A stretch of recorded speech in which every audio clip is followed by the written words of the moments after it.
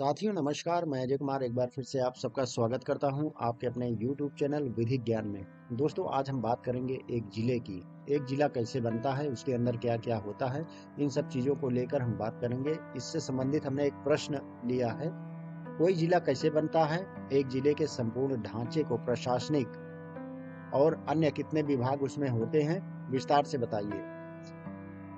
आइए समझते हैं। सबसे पहले तो बहुत अच्छा प्रश्न है दोस्तों ये। हर इंसान को अपने जिले के बारे में कम से कम जानकारी तो होना चाहिए। जैसे एक मुखिया होता है घर का, उसको अपने परिवार के बारे में जानकारी होती है, ठीक उसी प्रकार हर व्यक्ति को जो जिले में रहता है उसको पता होना चाहिए कि वहाँ का जिले का जो राजा होता है वो किस प्रकार से अपने जिले को, अपने राज्य को संभालता है। जिला भारतीय प्रशासन की रीढ़ है। अंग्रेजी काल से ही चली आ रही ये व्यवस्था आज भी लगभग उसी अनुशासित ढांचे पर काम कर रही है और यही इसकी ताकत भी है। आइए इसे पूरा परंपरा और कानून और व्यवहार तीनों संदर्भ में पूरे जोश के साथ हम समझेंगे। और अगर आपका कोई प्रश्न हो तो कमेंट में जरूर करिएगा। हम कोशिश करेंगे उसकी जो उत्तर है उसको आपको संतुष्टि पूर्वक देने की। जैसे कोई शहर है, वो नया जिला कैसे बनता। भारत में जिला बनाना कोई राजनीतिक मारामारी नहीं है या कोई राजनीतिक नारा नहीं है, बल्कि एक ये कानूनी जो है प्रशासनिक प्रक्रिया है। इस प्रशासनिक प्रक्रिया से जो है ये बनती है। कोई भी शहर जिला कैसे बनता है, इसके बारे में आइए हम आपको आगे बताते हैं।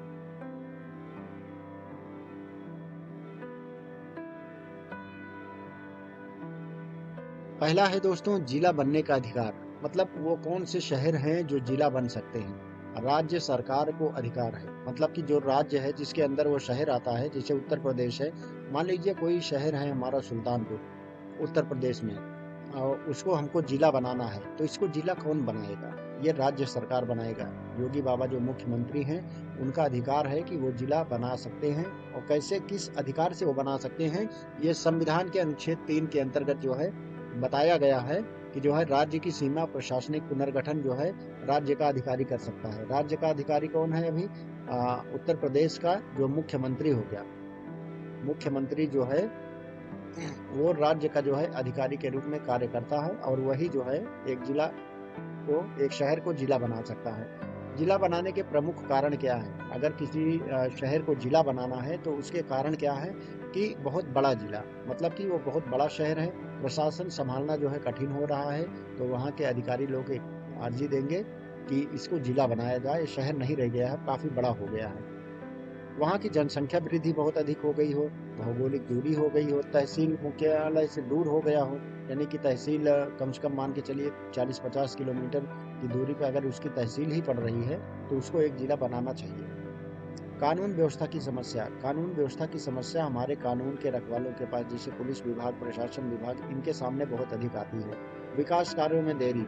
जब वो शहर बड़ा होगा, वो जिला नहीं रहेगा तो एक कस्बे या शहर के रूप में काम करेगा, तो उसमें जो विकास होगा वो देरी से होगा। जनता की लंबे समय से मांग। अगर जनता ने किसी शहर को जो है जिला बनाने की मांग की है तो उस पे भी सरकार जो है अपना प्रयत्न करती है, कोशिश करती है और सोचती है कि जल्दी से जल्दी इसको जो है इस शहर को जिला बनाया जाए, और वो प्रक्रिया आगे बढ़ा देती है। और प्रक्रिया क्या है यहाँ हम समझेंगे। आइए अब हम प्रक्रिया को समझते हैं। पहला है दोस्तों स्थानीय जन प्रतिनिधियों या जनता की मांग द्वारा। स्थानीय प्रतिनिधि कौन है? एमएलए हो गए, आपके विधायक जी हो गए। ये लोग मांग करते हैं सरकार से, उत्तर प्रदेश से, कि हमको इस जिले को जो है, मान लीजिए एक लम्हुआ शहर है, इसको एक जिला बनाया जाए, क्योंकि ये शहर से पहला जिला जो है उससे बहुत दूर है। यहाँ जनता की मांग भी है और हमारी तरफ से भी ये प्रस्ताव है। राजस्व विभाग द्वारा अध्ययन। ये जनता की मांग के बाद जो है राजस्व विभाग जो उसका जो है अध्ययन करता है, उसके बारे में तमाम जानकारियां इकट्ठा करता है। उसके बाद वो विचार करेगा। विचार करने के बाद एक रिपोर्ट तैयार करेगा और वो रिपोर्ट जो है मुख्यमंत्री या कैबिनेट को जो है सौंपी जाएगी, जिसको कहते हैं बिल। बिल वो जो है विधानमंडल में या विधान परिषद में जो है वो सौंपा जाता है। बिल सौंपने के बाद जो है कैबिनेट की स्वीकृति, यानी कि मंत्रिमंडल की अगर स्वीकृति है तो राज्य गजट में अधिसूचना यानी कि नोटिफिकेशन जो है जारी किया जाता है कि हाँ इस शहर को जो है जिला बनाया जा सकता है। उसके बाद जब नोटिफिकेशन जारी हो जाता है तब वो शहर जो है जिला के रूप में अस्तित्व में आ जाता है, हर जगह अपडेट हो जाता है। ध्यान रखने वाली बात यह है दोस्तों कि संसद की अनुमति नहीं लगती है, ये राज्य का विषय है। इसमें जो संसद होगा उसकी अनुमति लेने की जरूरत नहीं है, क्योंकि ये राज्य का विषय है और वही तय करता है। दोस्तों इसको आपको भूलना नहीं है कि जो है ये संसद की अनुमति लेने की आवश्यकता नहीं है, क्योंकि ये राज्य का विषय है और राज्य का जो प्रधान होता है वो मुख्यमंत्री होता है। वही और मुख्यमंत्री प्लस कैबिनेट जो है वह उन्हीं दोनों के माध्यम से ये उसकी अनुमति मिल जाती है। ठीक, अब हम जान गए कि एक राज्य जो है के अंदर एक जिला कैसे बनता है। अब हम जानेंगे जब वो जिला बन गया तो उसका ढांचा कैसा है, ढांचा कैसे होगा, जिले का प्रशासनिक ढांचा। आइए इसको विस्तार से हम समझते हैं। अगर वीडियो आपको अच्छा लग रहा हो तो कृपया मित्रों के साथ भी जो है शेयर करने की कोशिश करें, जिससे कि अधिक से अधिक लोगों को ये जानकारी मिल सके। चलिए हम बात करेंगे जिले की प्रशासनिक ढांचा को।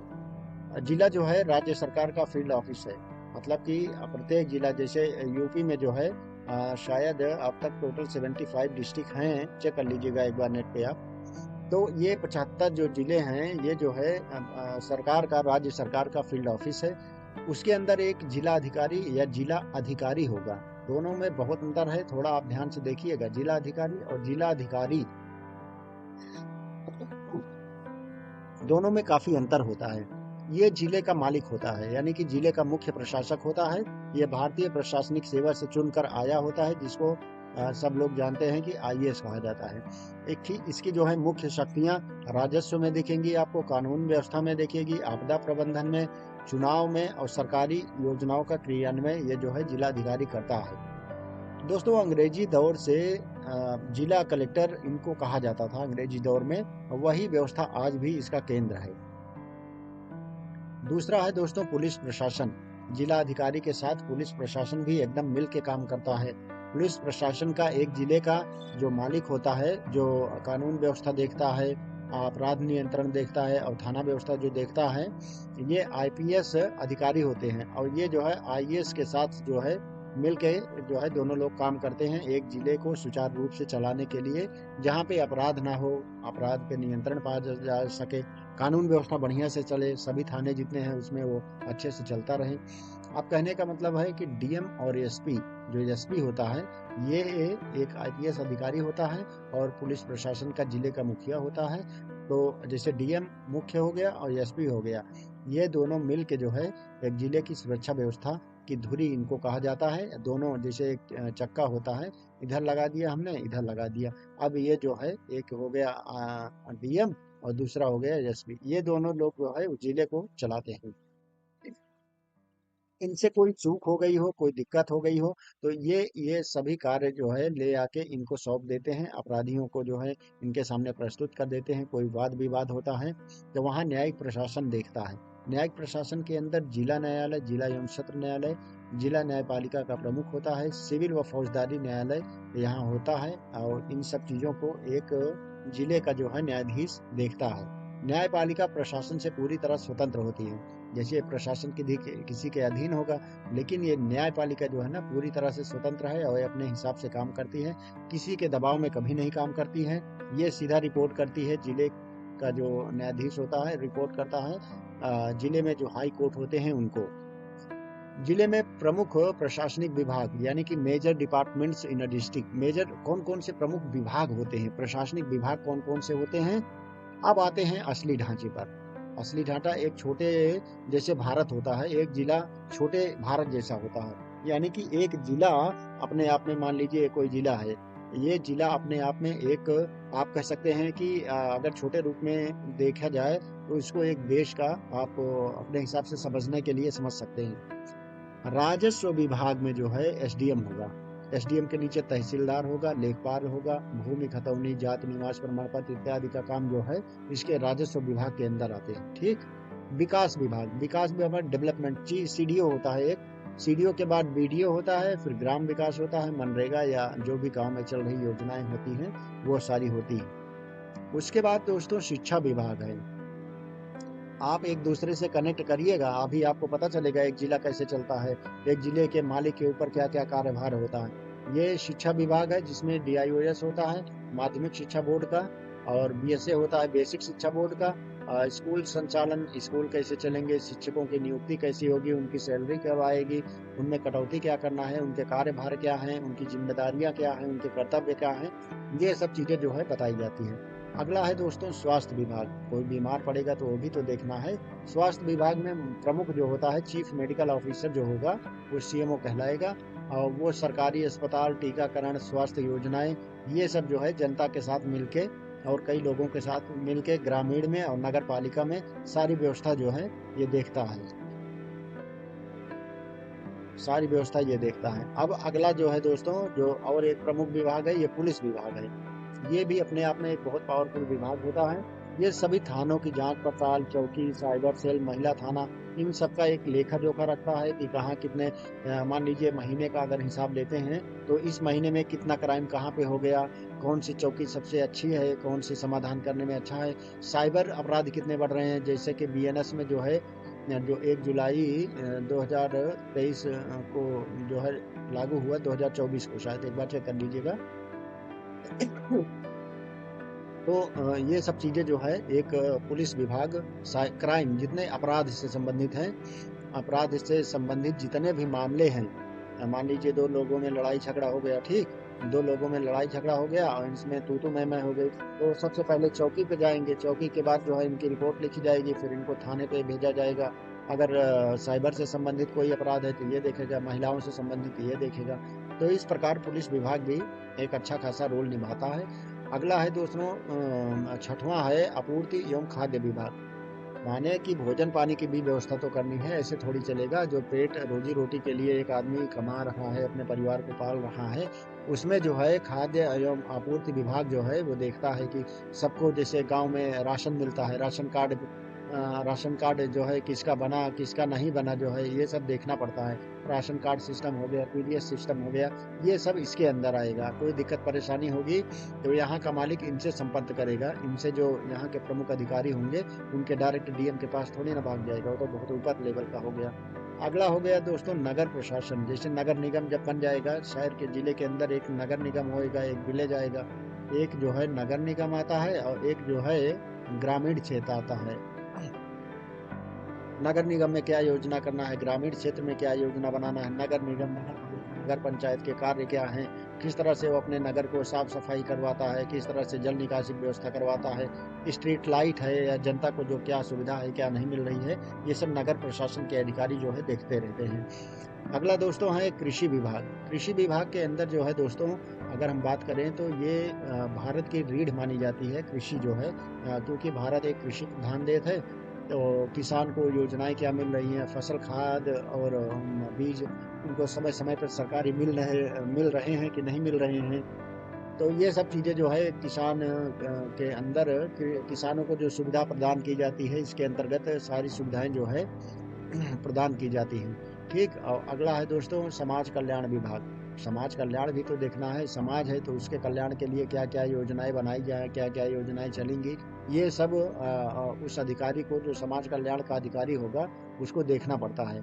तो उसको देखने के लिए ये समाज कल्याण अपने हिसाब से अपने अधिकारियों को हर एक चीज, जैसे पेंशन हो गया, छात्रवृत्ति हो गया, दिव्यांग सहायता हो गया, किसको क्या जरूरत है वास्तव में, वो सब देखता है, उसका रिपोर्ट बनाता है और उस हिसाब से उसकी आपूर्ति करता है। ठीक।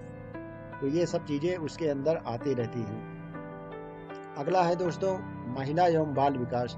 महिला एवं बाल विकास भी एक, जैसे कि बीएनएस में सबसे ज्यादा जो है महिलाओं, अपराध के क्षेत्र में महिलाओं एवं बाल विकास को जो है बाल अपराध, महिला अपराध, इन सबको ज्यादा ताकत दी गई है। इसीलिए अब आज के समय में ये सबसे आगे निकल रहे हैं। आंगनवाड़ी में क्या चल रहा है, पोषण योजनाएं हो रही कि नहीं, जो प्राइमरी स्कूलों के साथ ग्रामीण क्षेत्रों में जो है जो लागू हो रहा है, उसमें आंगनवाड़ी है आपका, पोषण योजनाएं, बच्चों को समय समय पर भोजन के साथ साथ कुछ सप्लीमेंट दिए जाते हैं, वो समय समय पर पहुंच रही है कि नहीं। हालांकि हर जगह करप्शन बहुत अधिक हो गया है, उसके बारे में हम फिर कभी जब हम साक्ष्य इकट्ठा कर लेंगे तो उसके बारे में एक नया वीडियो आपके लिए बनाएंगे। तो दोस्तों इस तरह से ये अलग अलग विभाग हैं। और इसके बाद आता है हमारा जो है जिले के भीतर प्रशासनिक इकाइयां। अब मेन मुद्दे जो चौथा है उसमें हम आ रहे हैं कि जिले के भीतर जो है प्रशासनिक इकाइयां कौन सी होंगी, यानी कि प्रशासनिक कार्य कहाँ कहाँ पे होंगे।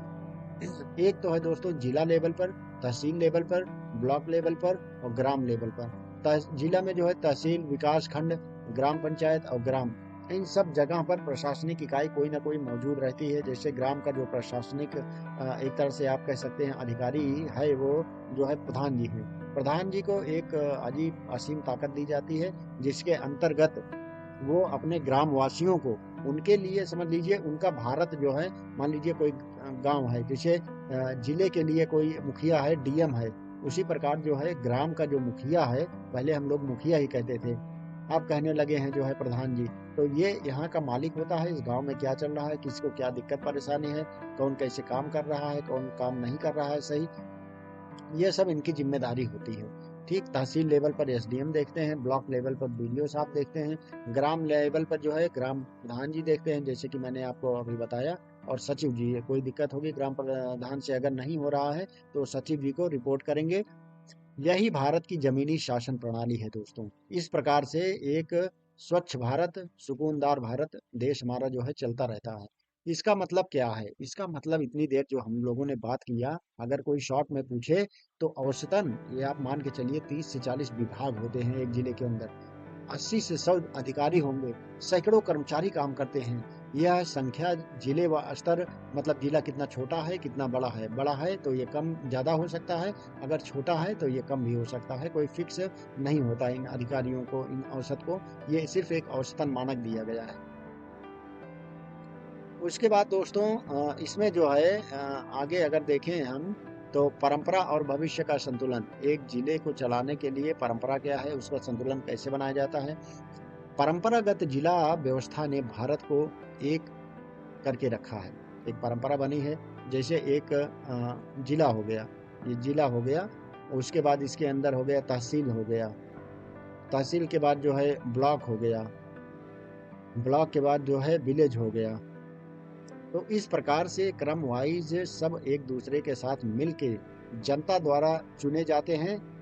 कहाँ तक? ये विलेज के अधिकारी, ये जनता द्वारा चुने जाते हैं, जो ग्राम प्रधान होते हैं, वो काम करते हैं जनता के लिए।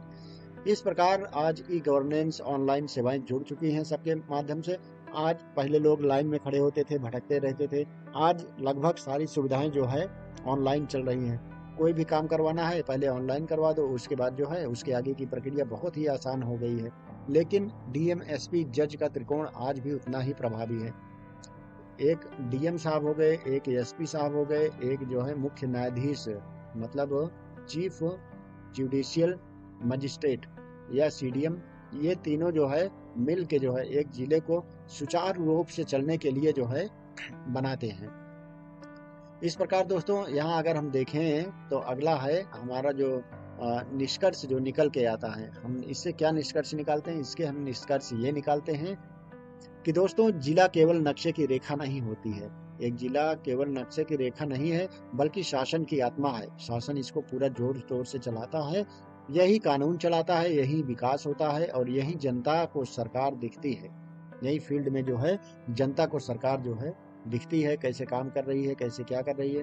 तो दोस्तों इस प्रकार से हमने आज जाना कि एक जिला कैसे बनता है, जिले में कौन कौन से प्रशासनिक अधिकारी होते हैं, जिले का मुखिया कौन होता है, जिले में अपराध को नियंत्रित कैसे किया जाता है, अपराध हो गया है तो उसका जो प्रक्रिया होगा अपराधी को दंडित करने का, वो कैसे होगा। तो इस प्रकार से आप देख सकते हैं कि एक जिले को जो है चलाने के लिए आसान नहीं है इतना, इसके लिए सब पूरा व्यवस्था बनाई गई है। तो दोस्तों अगर आपको वीडियो अच्छा लगे तो एक लाइक जरूर करिएगा और मित्रों के साथ जो है इसको शेयर जरूर करिएगा। इससे क्या होगा कि उनकी भी जानकारी बढ़ेगी, और अगर हम भी मोटिवेट होंगे, आपको कंटेंट अच्छा लगता होगा, तो हम भी जो है और वीडियो बनाने का प्रयास करेंगे। अगर आपको कोई शिकायत है, देखिए दोस्तों हम नए नए वीडियो बना रहे हैं, अभी कोई त्रुटि हो जाए, कोई कहीं जो है मान लीजिए हमसे कोई गलती हो जाती है, तो उसको आप अगर समझदार हैं तो समझ जाइएगा और हमें भी कमेंट में बता दीजिएगा कि आपसे ये गलती हुई है, हम उसको सुधारने की पूरी कोशिश करेंगे। और इस वीडियो के माध्यम से हमें किसी जाति, किसी धर्म, किसी लिंग, किसी समुदाय को कोई हानि पहुंचाने का कोई मतलब हमारा उद्देश्य नहीं है। हम तो सिर्फ इस चैनल के माध्यम से आप तक जो अच्छी जानकारियां हैं उसको पहुंचाने की कोशिश करते हैं।